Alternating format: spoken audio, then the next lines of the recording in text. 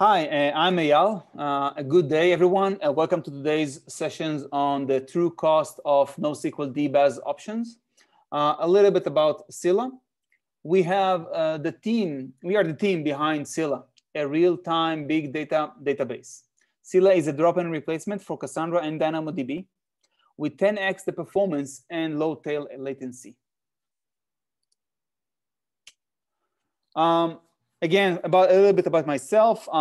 My goal is to help users deploy and use Scylla and make sure that they have a great experience while using Scylla Enterprise and Scylla Cloud. Our team works with different organizations to help data access and retention capabilities. And with that, let's look at our agenda for today. We will cover the following items. We will go through 8 main pillars of considerations to make sure you select the right database solutions. Second, we will walk through a use case and calculate the TCO and look at the impact of scalability and other items. And lastly, we will review a few migration strategies we are using to migrate from different platforms into Scylla and Scylla Cloud. So let's select the right DBaaS solution.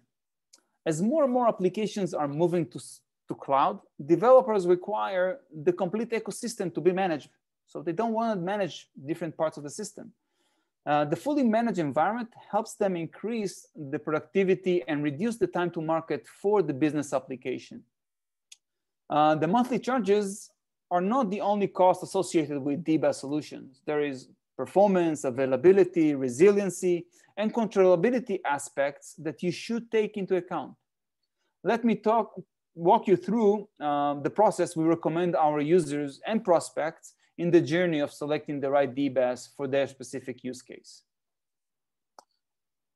Again, in this section, I will review the 8 essentials pillars, so you should take into consideration when selecting the right DBaaS solution. Find a DBaaS that has an ecosystem behind it. That's the first thing you have to look at. It means that the DBaaS has the ability to seamlessly integrate with your application and different tools. For example, a fast message bus you need to stream your data through.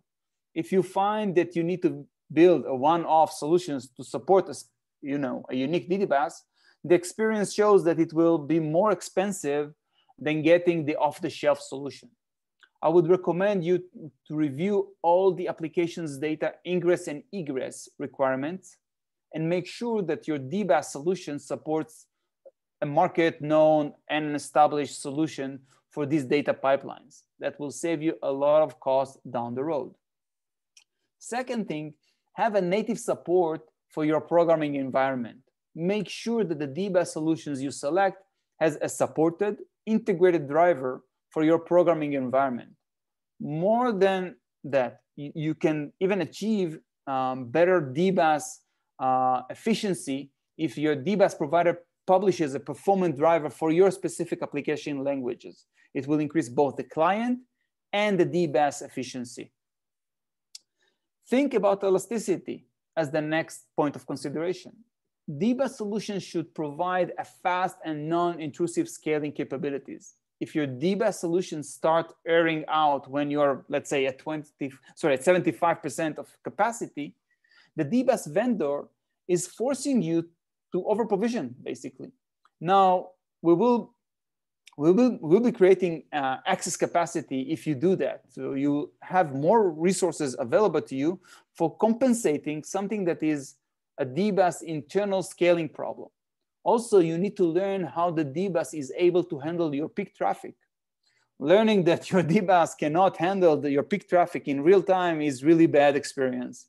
It mainly means that you're gonna get degraded or complete loss of user experience, mainly latency.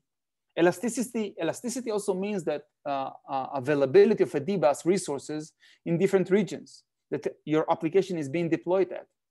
And not only availability.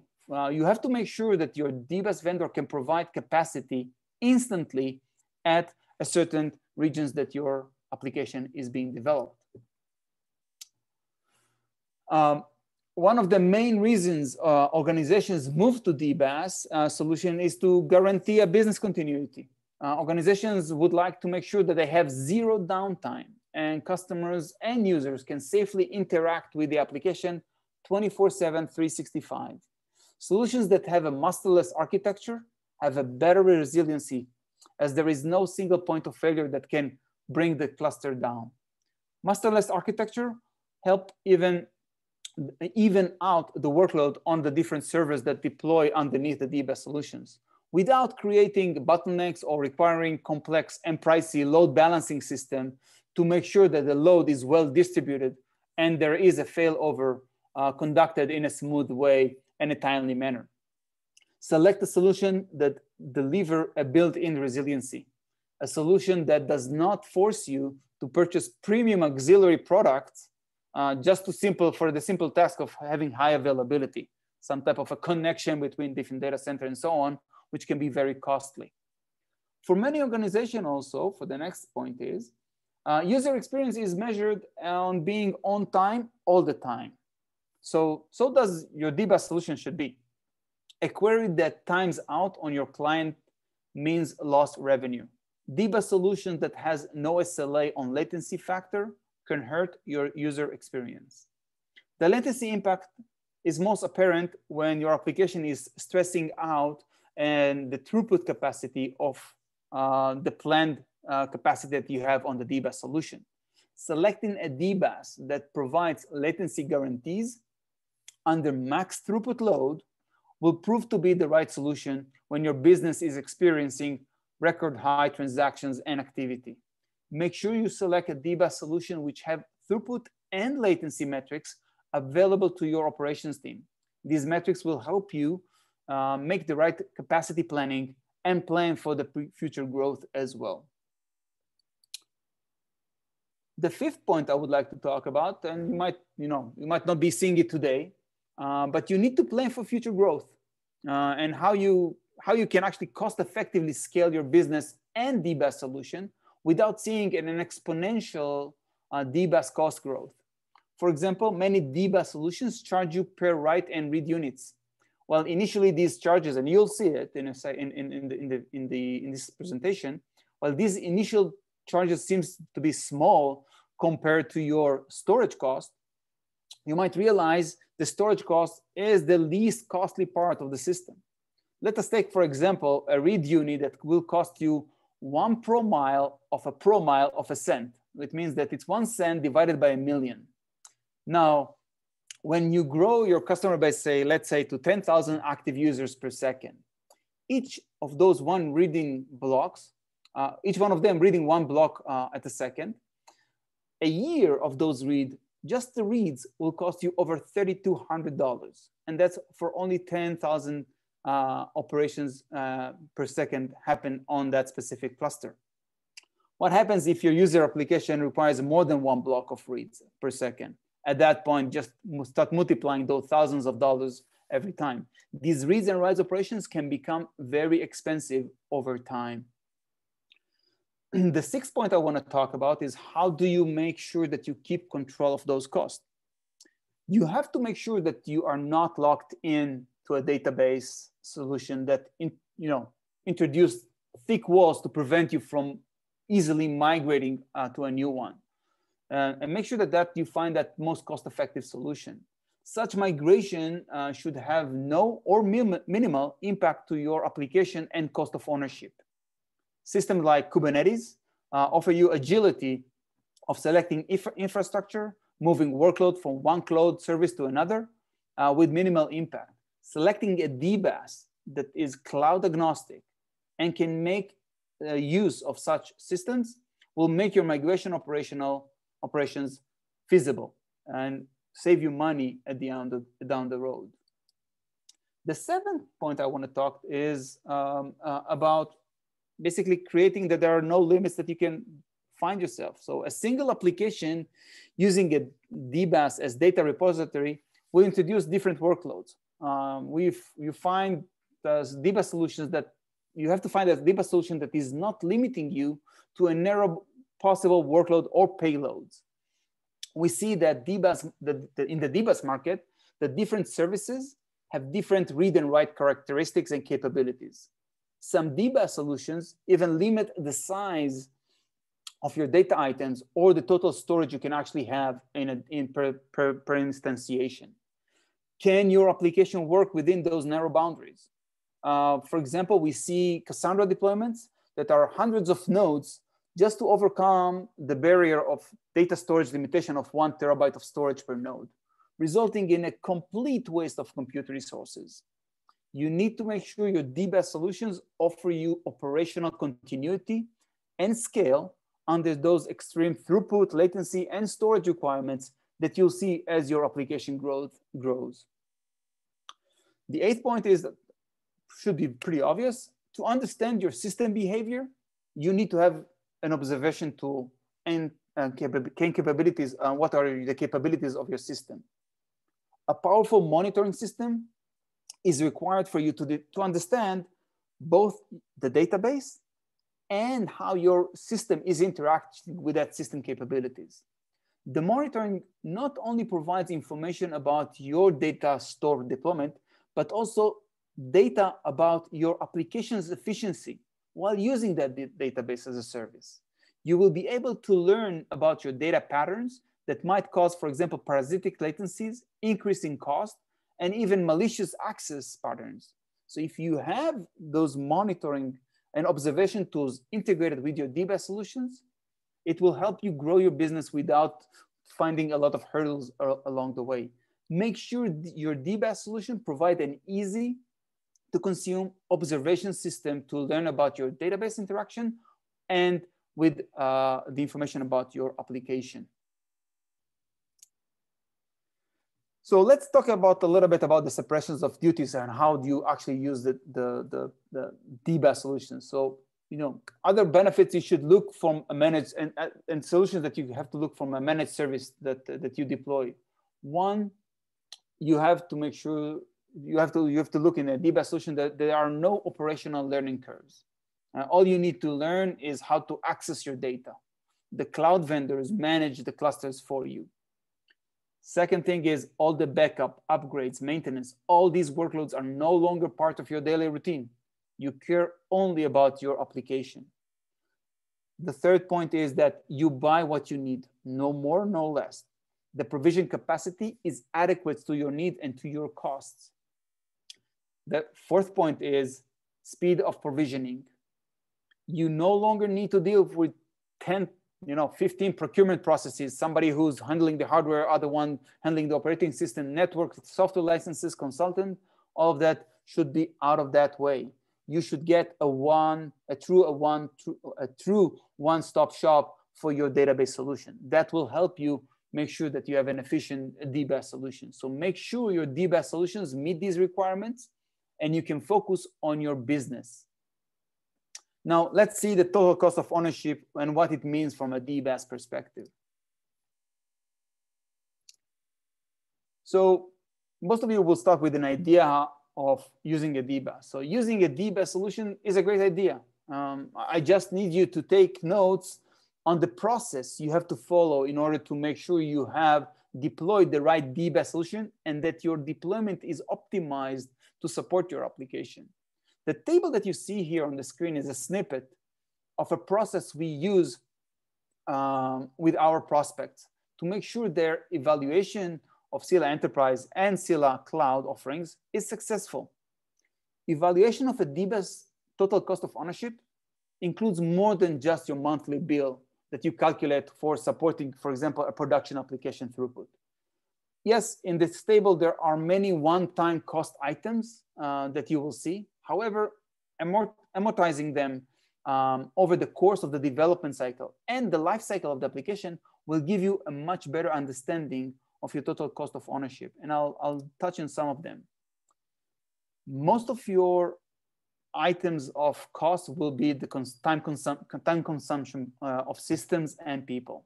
You have to source the right people and experts to help you realize the project and determine the long-term TCO. You will need to source systems to allow your team to develop the application. These costs are not, the cost of those systems is not inconsequential in the TCO calculation. Also, some of these systems will stay with you for the application lifecycle. For example, staging and testing environments to help with debugging and further development of the application. DBaas vendors, in most cases, do not differentiate pricing cost between test, staging, and production environment. A DBaas deployment is a DBaas deployment, regardless of its intended use. So there is cost associated with that. Also, making provisions for these systems will give you a better understanding of your development and maintenance cost. There are ways you can reduce this cost. For example, use local development environments which are installed in containers on the developer's machine. The idea is that you have the same DBaas software version on your developer laptop, and that will eliminate the issue, for example, that if you have to push a code into the staging environment, there shouldn't be any difference in terms of the versioning that you'll see. So again, think about a DBaas solution, and Scylla Cloud is an example for that, that you can take the same software version that is on Scylla Cloud and use it on your developer laptop. So there is no differences in versioning. So the push of those codes is seamlessly. Now let's talk about better control on production cost. So can you have a better control on production cost? And I would argue that you can. If you select an infrastructure as a service and database as a service vendor, you should make sure that it's not a lifelong bond. Okay, you should be able to break up from a vendor if you want to. You should be able to exercise your buying power using an infrastructure as a service and DBaas as a service deployment strategy that is cloud vendor agnostic. It will leave you with a choice of deployment in your hand, not in somebody else's hands. Use Kubernetes and cloud agnostic DBaas solutions to keep the target deployment platform to your choice, and use a multi-cloud vendor approach. The multi-cloud strategy will help the user experience also, as you will be able to deploy applications near your customers' sites with whichever cloud vendor has the resources and the most performant available cloud solutions in that region that your customers are sitting in. Another aspect of controlling the DBaas TCO is the ability to consolidate existing workloads into a new DBaas offering. Users of Scylla Cloud were able to consolidate dozens of Cassandra clusters into a single, fully managed cluster without interfering the actual current workload. So the application continued to run. Everything is on dozens of clusters of Cassandra, and we are able to push them into a single cluster of Scylla Cloud without interfering the actual workload. Scylla Cloud users are using both DynamoDB and SQL API to interact with their application. It means that there is no need for an application changes. As I just mentioned, that we have customers who do that. This stability in the code base helped keep the environment, the development cost down, because you don't have to retrain and rebuild your application. And again, leaving the control in your hand, when you apply those TCO costs that you have to build into your application. Additional impact that, another impact on your TCO is where you're coming from. Okay, what is your goal in this transformation? There is a difference if your origin is from a relational database or you use NoSQL systems today. The main cost will be application porting and usage of advanced and premium features in the DBaas solution. I will give you an example. The usage of secondary indexes in many relational databases and NoSQL databases is available. However, in many NoSQL DBaas solutions, database as a service solutions, you will be charged premium for secondary indexes. It might be an actual cost for the index or additional reads and writes unit that you're going to have to pay every time you access the secondary index. Scylla Cloud, on the other hand, does not charge for secondary indexes. Those are integrated within the application and within the DBaas solution at no additional cost. And in the next slide, we will review some of those hidden costs that you should take into account when you build your TCO. Other items that you should look at, it's scale and data resiliency impact on your TCO. Dependent on the scale factor that is mostly dominant in your system, you will have different costs. For example, if your use case requires high throughput but minimal storage, Scylla Cloud will be able to deploy a high CPU and memory system to serve your workload without penalizing you on the unneeded storage cost that you might have to pay in other DBaas solutions. So again, think about those goals that you have in your DBaas usage and the way you want to reach out to them. And those TCOs will have an impact on your overall cost system. So let me now deal with some of the items that many practitioners are averting their eyes from, and I would call them the hidden cost of using a DBaas solution. So yes, the primary way you pay for DBaas vendors is based on operations per second, storage, and the actual traffic in the cluster. However, as you start using the service more and more, and your application grows, you will find your access patterns changing. It's the nature of the beast. Items such as secondary indexes, if available at all, come, again, as I said, at premium. If you need fast reads, you might be asked to deploy a dedicated hardware to support those reads from a specialized cache. Again, those items are sold as a premium by the DBaas vendor. In the case that your application needs to serve multiple geographics, the replications across, let's say, from US East to US West or over the Atlantic, in many DBaas solutions comes at the premium. If you scale beyond certain workloads, the DBaas vendor will start limiting your available capacity in certain regions, or charge you premium for having those high loads on certain regions. So there's going to be a differentiation in the cost if it's US East, where maybe there's less capacity, to Ireland, and where there's there is more capacity, so the cost will be lower. So again, those differences can impact your TCOs. These hidden costs needs to be accounted for. So for example, let's look now at the use case and see how that scale, for example, impact the cost. The following use case is, we consider it as a medium-sized use case. We use 400,000 operations per second as peak.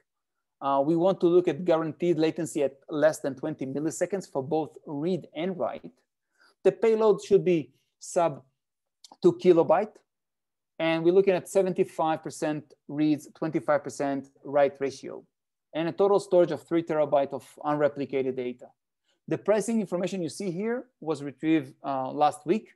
Again, this use case looks at database operations per second.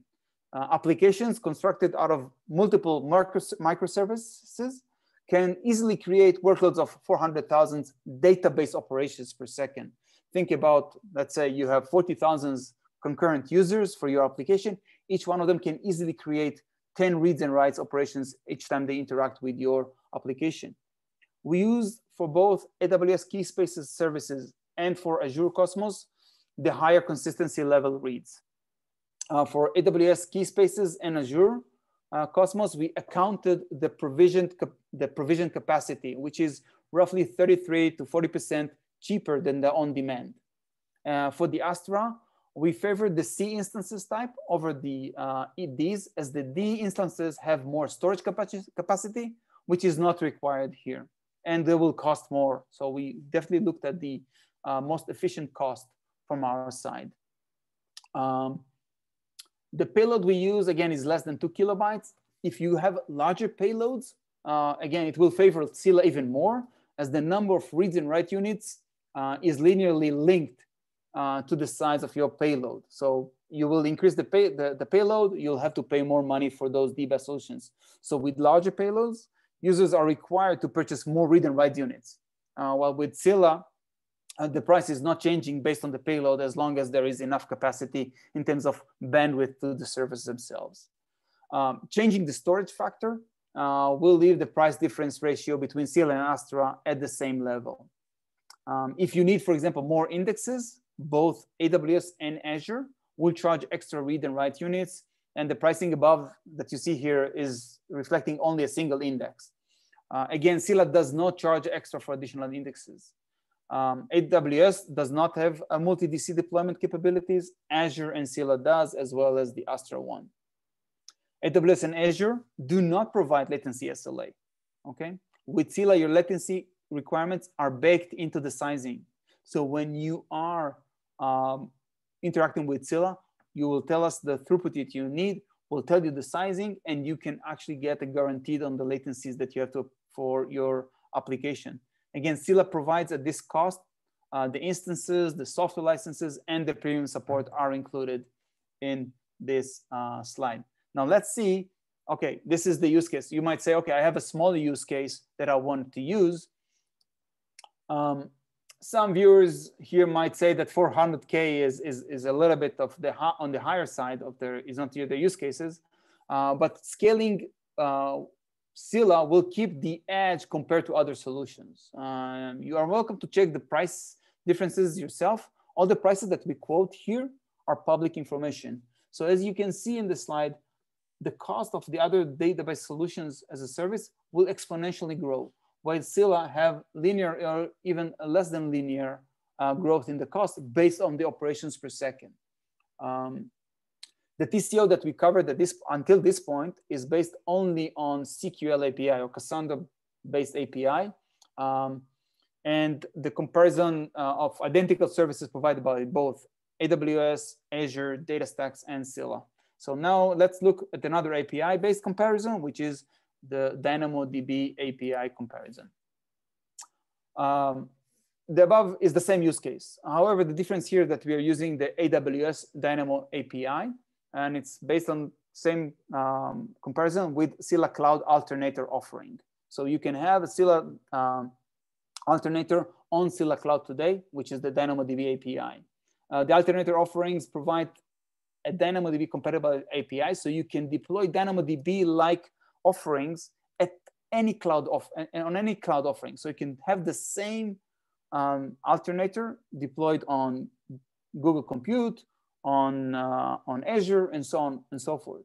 Users with other AWS cloud solutions can take advantage of this API compatibility, so they can have and use this as a multi-cloud solution for the application that was written for DynamoDB API. Moreover, if you're an enterprise with solutions like AWS Outpost, Google Anthos, or Azure Arc, you can deploy a DBaas solutions using, again, the same API. So you have across your development and deployment system, a single API your application is interacting with, and you can deploy it on a multi-cloud, multi-vendor solutions. So back to the cost of the DBaases, as you can see, again, growth in operations per second will cause DBaas bills to exponentially grow on the DynamoDB side, while Scylla user alternator will keep this cost pretty much checked in. So let me give you one more option to keep the control of those costs in your hand. And this is how we call it. We call it bring your own account or bring your own device. So Scylla Cloud offers its customer full control. So as an enterprise organization, you have relationship with your infrastructure as a service provider. It means that in many cases, medium to large organizations have negotiated preferred pricing with the cloud provider. And in many cases, the preferred pricing comes as a return for guaranteed consumption of instances. Scylla Cloud can be deployed on instances sourced by this organization. So you don't have to buy a full DBaas solution. You can buy on the software part, and help you retire the usage commitment that you have for your infrastructure as a service. As such organization, you can now have better TCO beyond the one that I just presented, as the cost of the instance has a preferable pricing from your cloud provider, which we could not source, and it will also make your procurement process smoother. You'll be able to purchase only fixed DBaas capacity from Scylla DB, while the instances will stay on the OpEx budget that you have with your cloud provider. Now that I have covered the different reasoning you should use when selecting a DBaas solution and some price comparison that I provided, let me ask you some questions, and I would like to put out a poll and help us understand the market requests that help you out. So let's start our 2-minute poll here. If you help me out, if you can tell us what is your target infrastructure as a service that you use. We use this information to help us understand where should we take Scylla Cloud for the next stage. Really helpful. What is the reason you joined this webinar? It's interesting to us. It's a little bit of a different topic than we typically do. So we want to understand if you have a project in mind, you just explore alternative, or just have a research at your hand. Thank you for your answers, much appreciated. Why are you moving to DBaas solutions? Are you looking for efficient DevOps, or just moving to a NoSQL system? You're looking for high availability? Is a multiple option that you can choose here, so feel free to click many of those buttons there. If you're already using a DBaas solution, which DBaas solution is used currently?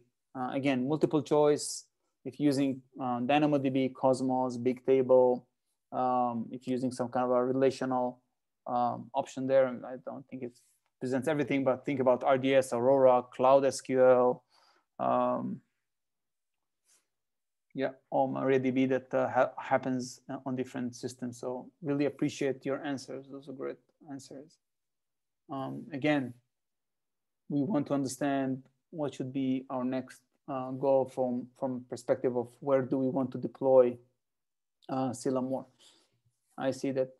Okay, perfect. I'll let this one sync for another 10-15 seconds. Again, in the Q&A in the chat, if you have some questions that you want to ask, feel free to put them. It's going to be very helpful. Okay, great. Thank you very much for your answers. And let me go back to our presentation here. I would like to talk about how migration processes works within Scylla. So there are differences in migration processes. So if you are coming from different systems, and how we help people migrate. So the first one, we're going to talk about an online migration. This is the holy grail everybody wants to do, meaning they're migrating with zero downtime. It's extremely helpful because you don't have to stop your application, or you don't have to change your application side, and you can just take your DBaas solution or your database solutions and move it to a managed service.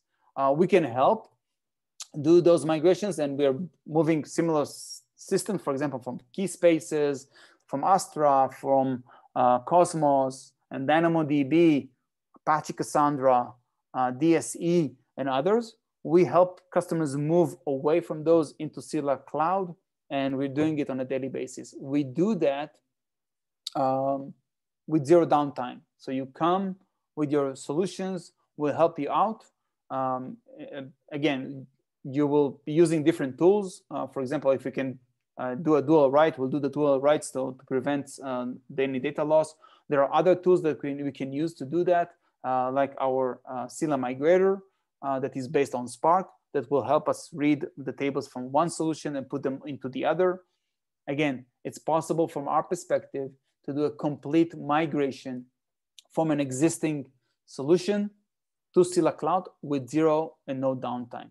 That's pretty easy. Again, you're coming from a NoSQL system. Your application developers already know the paradigm and how to use the application. There are other use cases that require a little bit of a more involved system. For example, if you're migrating from a relational database, or you're migrating from a different solutions like MongoDB, Couch, and others, there is some attribute changing on the data during those migrations. Again, we have tooling in our system to help you out do those migrations with minimal to no downtime, if possible. It does mean a more involved process that we'll be able to do with you. We help also migrate from relational databases. Over there, it does mean that you have to develop and create a new schema and you have to train your developers. That training can take time. And as I said in the beginning, when you consider your DBaas solution, do put the provisions to help your customers, your developers to get trained and knowledgeable about the abilities to use a NoSQL system versus a relational one. We can help also migrate from other NoSQL solutions. So if, for example, you can push your data into a Parquet file or dump in as a CSV, it's easy to do that and help that migration and create it and move your customers those capabilities in the migration process. And with that, let me walk you through the migration best practices. The first thing that you have to do, and it doesn't matter which migration or if not even a migration, back up your current database. Okay, you must keep your current state as unimpacted. So there is no changes in anything that happened in your system. So that's the first thing you're gonna do. Think about it. Sometimes people say, hey, I have dozens of terabytes of data. How do I do that? Each database solution out there has a way to back up the information. You must do that before you even think about the migration. The second thing is clean up the current database from stale data. This is like moving a house. You'll be amazed by the amount of data you will find in your database. It's probably data that you don't really need, or just legacy test data that was left behind in the development process. So again, clean up the system because it's gonna hurt you to keep up with the current information. The next thing is to do, test drive the migration process. You should migrate a small part of the data and validate before executing the full migration. Don't go heads down and run it. Test also a rollback procedure to the original database. Okay, if something goes wrong, it's impossible. You make sure that it's possible, to go back. Also validate the process by sampling some data on different points to make sure that the actual migration was successful.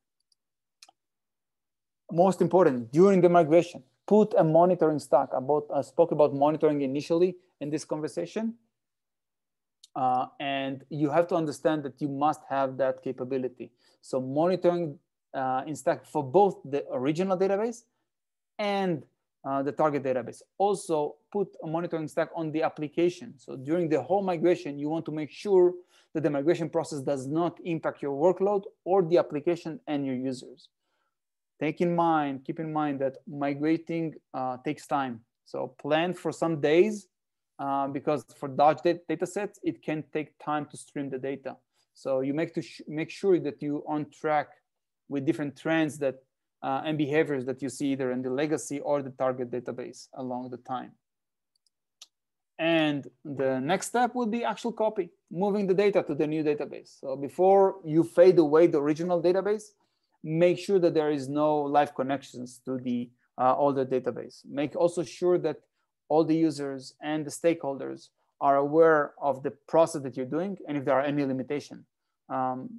So again, for example, don't update schema on the solution. Also, get us, the Scylla team, involved. It will help you a lot, and we can help you do that. And last but not least, record the process for future review. Just in the case that you need to dev the debug, or if somebody in the future found some discrepancy, you can go back to the process and review what you have done. Also, sometimes we find that people need to repeat the process again and redo the migration so they can be successful to do that again. And now you can enjoy your new database solution while doing this migration. Let me summarize this webinar. So first, using a DBaas solution is the way forward. We see more and more users moving away from managing their database to letting somebody else manage the database. As I showed you in the slide, you take off your shoulders all the management aspects, all the provisioning, the maintenance, the repairs, the backups, the upgrades, everything is no longer part of your daily process. Before you do that, you must collect your current and future application needs and incorporate everything into the TCO calculations that you do.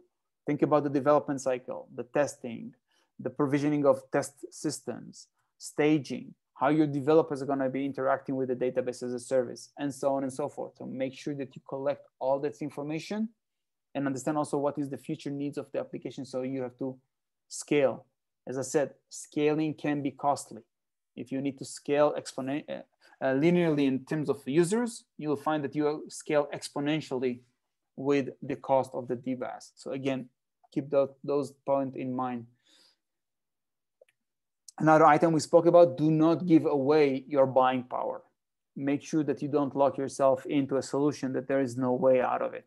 At that point, you're at the mercy of the DBaas vendor. Migration with zero downtime is possible, mainly if you move from an existing SQL or DynamoDB API. It's easy to do that migration with zero downtime, but migration from other NoSQL and RDBMS solutions to NoSQL like Scylla DB is possible, and it is use case dependent. Speak with us, talk with us. We can help you with migrations and make sure that you have a good experience with a DBaas solution. And with that, I would like to ask you to go and explore Scylla Cloud for free. You can right now, at this moment, go into Scylla Cloud and deploy a cluster for your usage, okay? And understand the benefit of using Scylla DB as your DBaas solution. There are two options you can deploy. You can deploy in Scylla Cloud in Scylla's AWS account or in your own account. And there is a difference on pricing for both of them. And it's much more efficient to do it in your account if you have the capacity to do that. There's tons of information on our website on benchmarks that we've done with Scylla Cloud versus DynamoDB and other solutions out there. So I encourage you guys to go and look at the information that we provide there. And with that, I will start taking questions. Oops, sorry.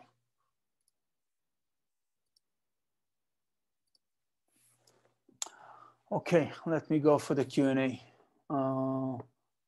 Okay, so the first question I see, what does the alternator protocol means? Okay, alternator protocol is a DynamoDB API compatible protocol. We offer within the Scylla Cloud offering, as well as the Scylla Enterprise and Scylla open source, an API that is compatible with DynamoDB. It provides the same HTTP, HTTPS access, same port 8000 that you're familiar with DynamoDB. You can use the same attributes, data modeling that you use today with your DynamoDB application and use it with Scylla. That's something that we have today. The question here, okay. I see a question that alternator is missing some capabilities of DynamoDB. Okay, I see that there is a question here from somebody. Okay, I will take this question and with product. Yes, there are some missing features with the DynamoDB API compatible solution on the alternator. Some of them that I'm familiar with, for example, is the support for TTL that exists inside the DynamoDB, but does not exist today with Scylla. We have worked with some users on workarounds to make sure that those are working for their benefits. Okay, another question in, okay, the next question that I see here, in the price comparison, that you show there, AWS, Scylla, Astra, and okay, yeah. What would be the cost if I have to double the amount of throughput? Okay, as I said, I'll go, if I have to go back to the slides, it's gonna be, let's see how bad it's gonna be. I think it's for slide 11.